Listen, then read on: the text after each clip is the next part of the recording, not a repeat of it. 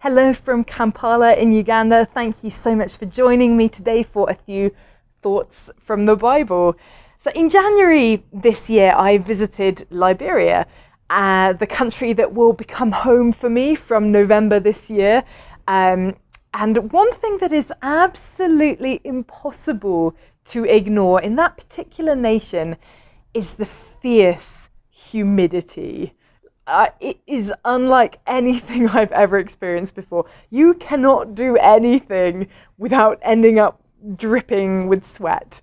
When my husband and I got back to Uganda after that 3-week trip to the west of Africa, I specifically remember saying to him, I will never complain about the temperature in Uganda ever again. Well, I think that resolution held for maybe a couple of weeks, but then it started to get really quite hot in Uganda, and I started to grumble a little bit. I wish it would just rain already. It's so hot. Oh, we just need the rain to cool everything down. Well, thankfully the rains have come now, and the temperature is a much more pleasant mid-20s rather than kind of creeping into the 30s. But still, it's amazing how quickly I got to that point of mumbling and grumbling, especially considering I had specifically said that I would never do that again. Well, I've been reading in the book of Numbers in the Bible recently, and if you were ever looking for some good examples of grumblers, that would be a good place to go.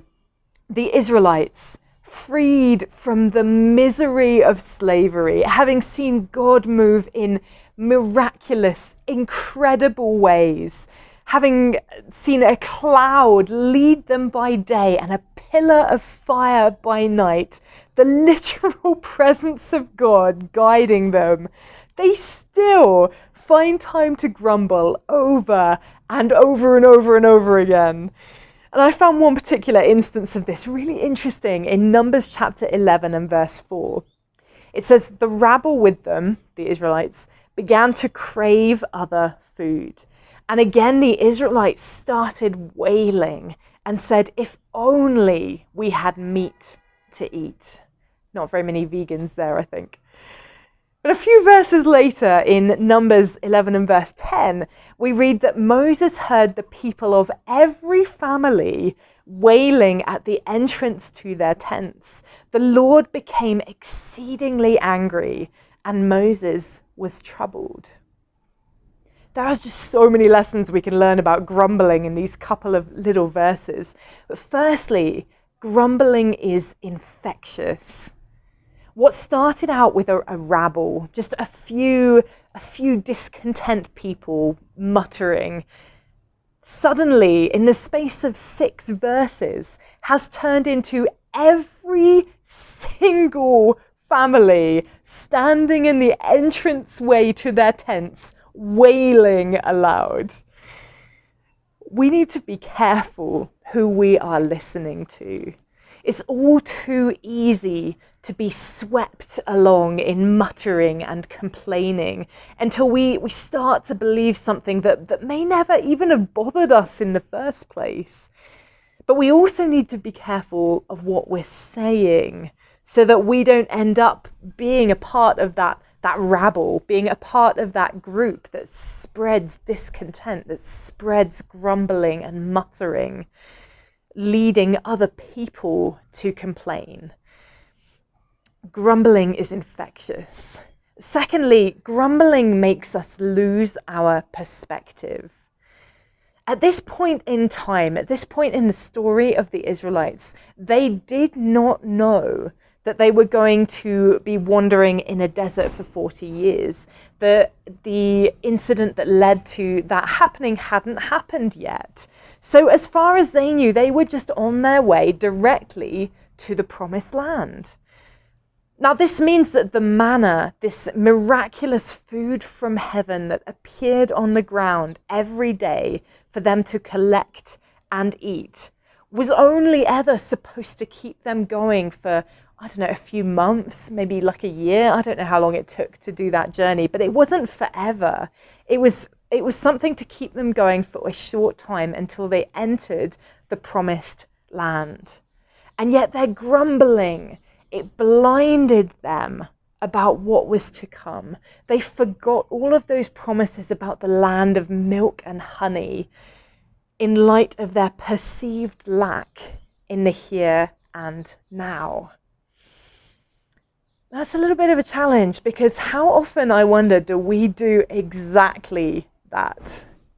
We forget what's to come. We forget the amazing promises about the future, about our eternity, and we grumble about the problems that we have here and the things that we don't have right here and now that we'd really quite like.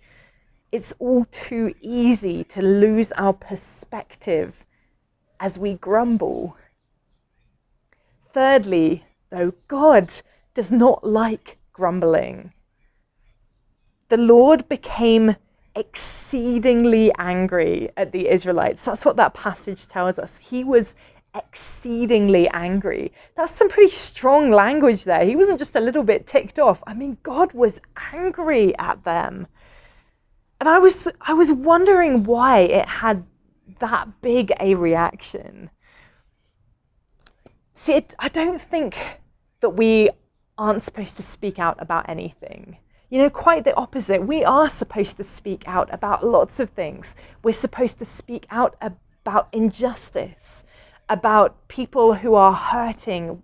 We're supposed to help. We're supposed to be transformative, changing situations that are bad. If you're going to change something that's bad, you have to first recognize that it's bad.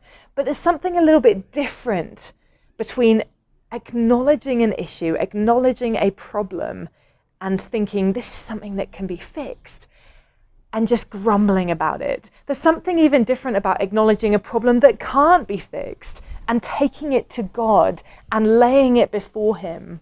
That's different to just constantly moaning about it and bemoaning the situation and saying, oh, it's so unfair, and I wish this could change, it's horrible, it's horrendous, it's just, woe is me, it's the worst thing I've ever been through. There is a different attitude. Grumbling is a heart attitude. And see, I think that when we're grumbling, we're basically blaming God for putting us in the situation that we find ourselves in. We are blaming Him for not getting us out of it as quickly as we would like.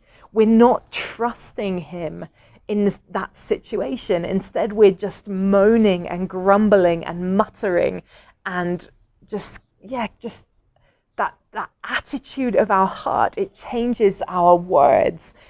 We can still bring attention to it. We can still say, God, this is hard, without grumbling about it.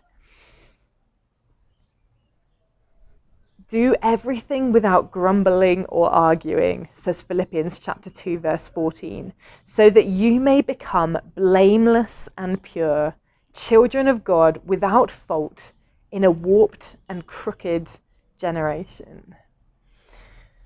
I wonder, if I were to ask you today, are you a grumbler?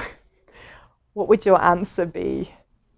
Perhaps it's time to just think a little bit about the words that you're speaking, and just to put those grumbles down so that you can stand out in this grumbling world that we live in as blameless and pure, as someone who trusts God in their situations, whatever they may be facing.